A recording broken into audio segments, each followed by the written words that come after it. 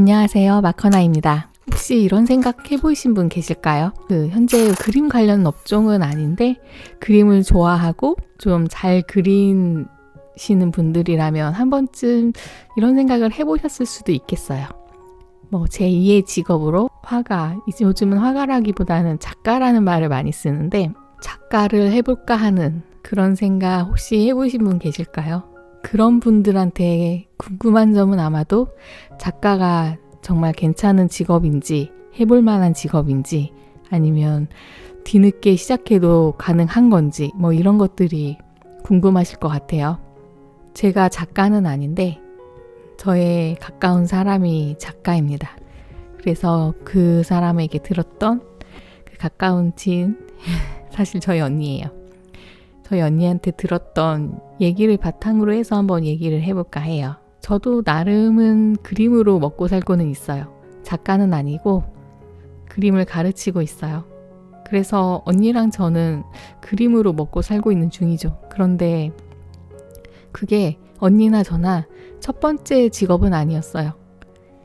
20대 때는 언니는 디스플레이 디자이너였고 저는 영상 디자이너였어요. 두 직업 다 미술에 아주 관련이 없지는 않았지만 손그림을 그리는 일은 거의 없는 직업이에요. 요즘도 그럴 수도 있는데 예전에는 예술하면은 굶어 죽는다는 말이 있었거든요. 지금도 완전 틀린 말은 아니기는 해요. 그래도 꼭 그 예술가 아니더라도 그 상업적으로 미술을 활용하는 경우도 있잖아요. 직업으로. 그 대표적인 게 디자인인데 세상에 디자인이 안 들어간 것들이 없으니까 직업이 엄청 많다고 생각했는데 요즘 AI가 나오는 바람에 이것도 앞으로 어떻게 바뀔지 진짜 예측이 안 돼요. AI가 그림을 너무 잘 그려주니까 과연 이 직업은 끝까지 살아남을까 하는 그런 생각이 있어요. 제2의 직업으로 그림을 배워서 디자이너를 할 수도 있겠지만 오늘 주로 말씀드릴 거는 디자이너에 관련된 게 아니라 작가와 제가 하고 있는 사람을 가르치는 교습소나 학원, 운영 이런 쪽으로 좀 더 얘기를 해볼게요. 디자이너 같은 경우는 내 작품을 만들어서 파는 경우보다는 이 회사에 들어가야 되는 거잖아요. 잘 준비해서 포트폴리오 잘 만들면 나이가 많아도 회사에 들어가는 게 불가능한 건 아니죠. 그런데 아무래도 신입을 뽑을 때는 나이를 아주 안 보진 않을 것 같아서 좀 현실적인 문제는 그런 게 있을 것 같아요. 그래서 그냥 나 혼자 할 수 있는 직업, 그림에 관련된 직업으로는 순수 작가와 교습소를 직접 운영하는 거 이렇게 생각해 봤어요. 30, 40대 때는 경제활동을 하느라 바빠서 그림에 대한 막연한 꿈만 가지고 있다가 한 50, 60대가 되어서 이제 여유가 좀 생기시니까 이제서 그림을 그려보고자 하는 분들이 많이 계세요. 그러면은 그런 분들이 이렇게 늦게 시작해도 그림 그릴 수 있냐라고 말하시는 분들이 많이 계시는데 그림은 뒤늦게 시작해도 전혀 늦지 않은 분야라고 저는 생각합니다. 평균 정도의 재능하고 감각을 가지고 있는 사람이라면 뒤늦게 시작해도 어떤 작가 활동을 할 수 있는 거 저는 가능하다고 생각하는 쪽이에요. 그런데 물론 엄청난 노력은 필요합니다. 그냥 설렁설렁 한다고 해서 되는 건 아니죠. 하루에 3시간 정도씩 거의 매일 그린다고 가정을 했을 때 한 2년에서 3년이면 수준급의 그림을 그릴 수 있을 거라고 저는 봐요. 물론 재능에는 개인차도 있고 각자 생각하는 그 수준급이라는 그 정도가 다 다르니까 이거는 저의 순전히 주관적인 판단인데요. 어쨌든 매일 3시간씩 그린다고 가정했을 때 2년, 3년이라면 정말 긴 시간이거든요. 정말 굉장한 의지가 있어서 매일 주말은 빼고 평일 3시간씩 그렸다고 하신다면 2년 정도면 아마 어느 정도 그림이 꽤 잘 그리는 사람이 됐을 거예요. 더 어려운 과정은 이 다음이에요. 수준급으로 올린 실력을 활용해서 무언가 경제활동을 할 생각이라면 또 그거에 맞게 새로운 계획을 세우셔야 돼요. 회사에 들어가고 싶다면 포트폴리오를 만들어서 회사에 이력서를 내야겠죠? 그러려면 포트폴리오 만드는 시간이 또 더 걸릴 수도 있고, 작가가 되고 싶으시다면 이제 작가로 역량을 키워가야죠. 본인의 스타일을 만들어 가거나 작가로서 필요한 것들이 무언지 또 더 세밀하게 조사도 해야 되고, 아무래도 미술을 뒤늦게 시작해서 프로가 된다는 거 가능은 하는데 긴 시간이 필요하고 많은 노력이 필요한 건 사실입니다. 하지만 내가 꿈이 있고 열정이 있다면 그게 포기할 일인가요? 그렇다고 해서 어떤 면에서는 저와 언니는 그 학창 시절부터 미술을 배웠기 때문에 뒤늦게 그림을 시작하는 분들한테 희망을 주는 예시가 되기에는 완전히 적절하진 않기는 해요. 그런데도 불구하고 언니나 저나 그림을 오랫동안 쉬었다가 뒤늦게 다시 시작한 케이스라서, 그래서 어느 정도는 예시가 될 수 있다고 판단했습니다.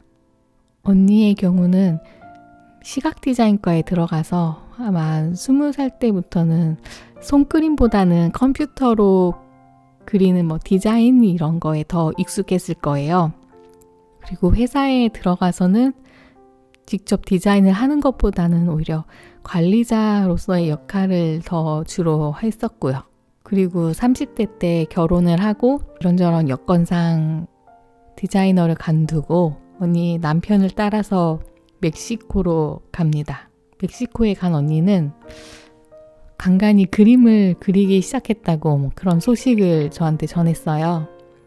그래서 그때 그렸던 그림들을 한 번씩 보여줬었는데, 그때 제 기억에는 봤던 그림들이 그냥 평범하게 잘 그렸다 정도?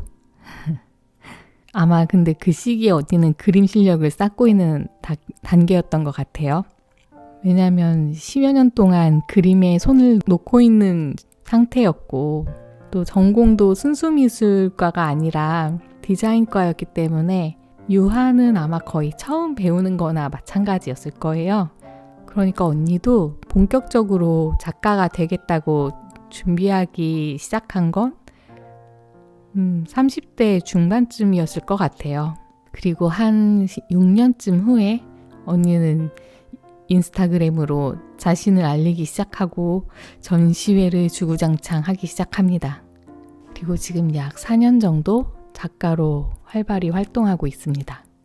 6년 동안 그림 실력을 쌓고 자기의 그림 작가 스타일을 찾아가고 그런 고민과 노력을 한 끝에 이제 진정한 작가가 된 것 같아요. 이번에는 제 얘기 해볼까요? 저도 역시 시각 디자인과를 나왔어요. 그래서 손그림하고는 거리가 멀어졌죠. 저는 영상 디자인에 관심이 많아서 그쪽으로 공부하고 취업해서 영상 디자이너로 활동을 했었어요. 영상 디자이너는 컴퓨터하고 더 친한 직업이죠. 그림보다는, 손그림보다는.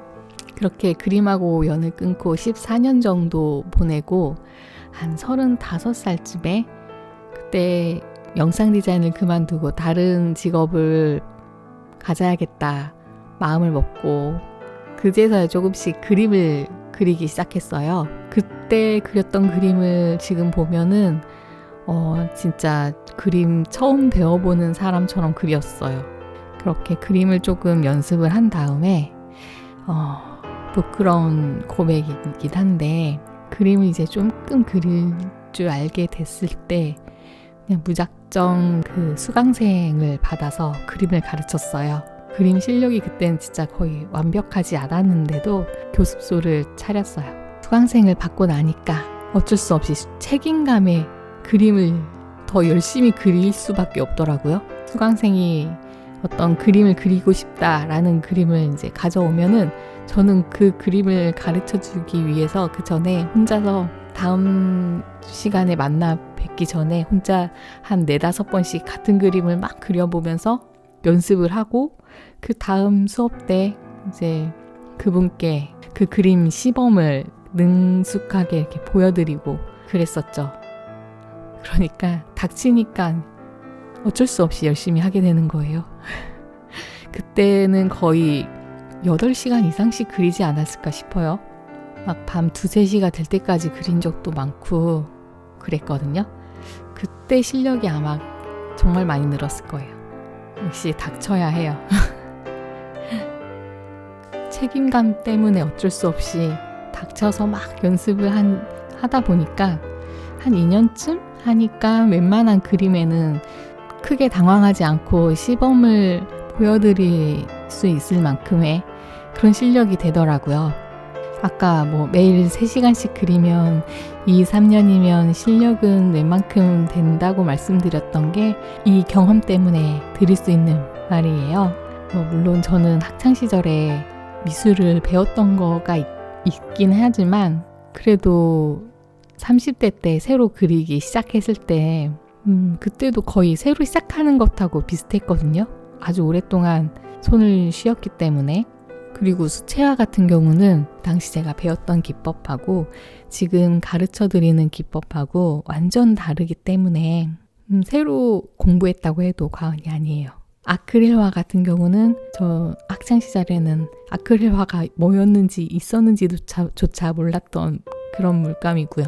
그러니까 거의 다 새로 공부했다고도 볼 수 있죠. 근데 그 인연을 설렁설렁 그린다고 해서 작가가 그냥 되는 건 절대 아니죠.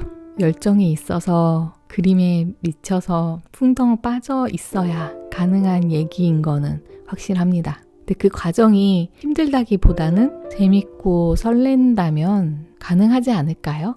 저는 그림은 어느 정도 잘 그리게는 됐어도 작가까지는 별로 하고 싶은 생각이 없는 것 같아요. 우선 작가를 꿈꾼 적도 없고요. 저는 좋아하는 거는 심오한 예술 쪽보다는 대중과의 가벼운 소통 이쪽이 더 좋더라고요.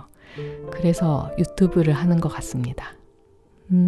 다시 얘기로 돌아가면 그래서 언니는 그렇게 10여 년을 손을 쉬었다가 다시 그림을 배우기 시작해서 작가가 되었고 저 역시 10여 년을 쉬었다가 그림을 다시 배우기 시작해서 교습소를 운영을 합니다.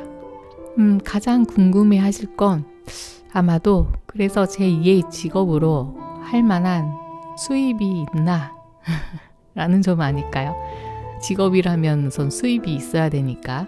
교습소 먼저 말씀드리면 교습소는 다 어떻게 홍보하고 위치가 얼마나 좋냐 누구를 타겟으로 하느냐에 따라서 충분히 대박이 날 수도 있죠.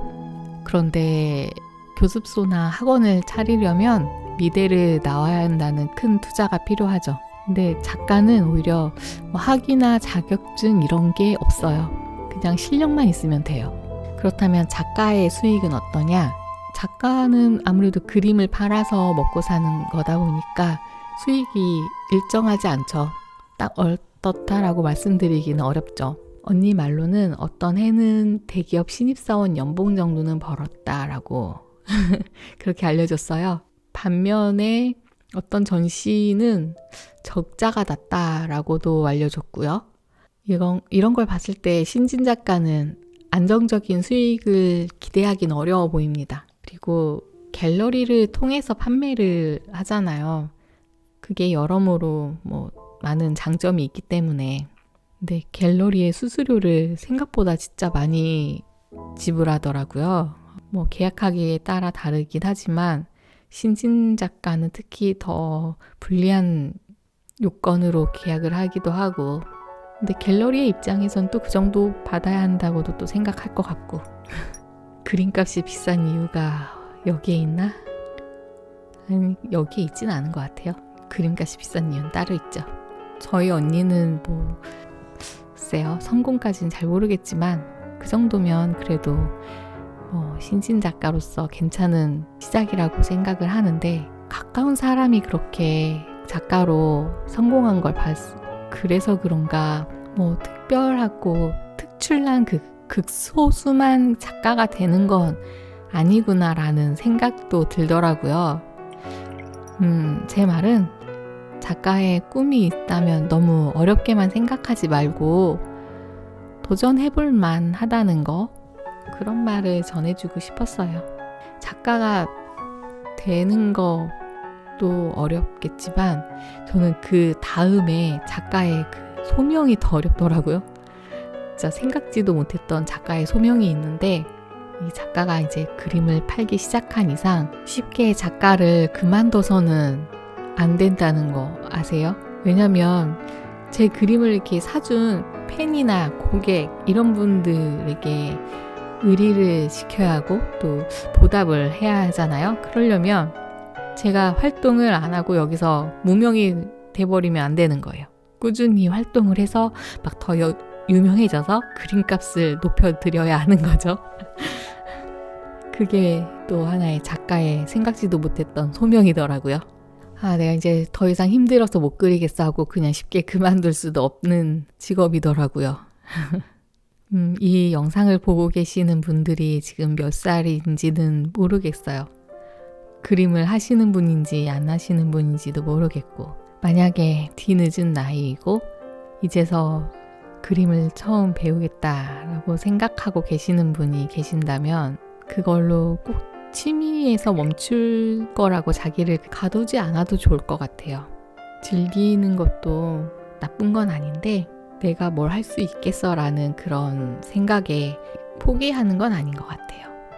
만약에 정말 하고 싶은데 의지가 안 생긴다, 나 좀 게으르다 하시는 분이 계신다면 저처럼 꼭 해야 할 수밖에 없는 그 상황에 본인을 이렇게 쳐 넣는 것도 방법 중에 하나예요. 닥치니까 어쩔 수 없이 하더이다. 네, 여기까지 하겠습니다. 감사합니다.